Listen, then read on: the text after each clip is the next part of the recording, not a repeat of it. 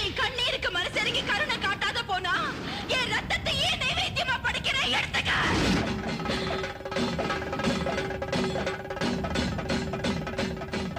நானே உன்கிட்ட வந்து பொட்டு வச்சு வாமான்னு கூப்பிட்டப்பதான் நீ வரணும்.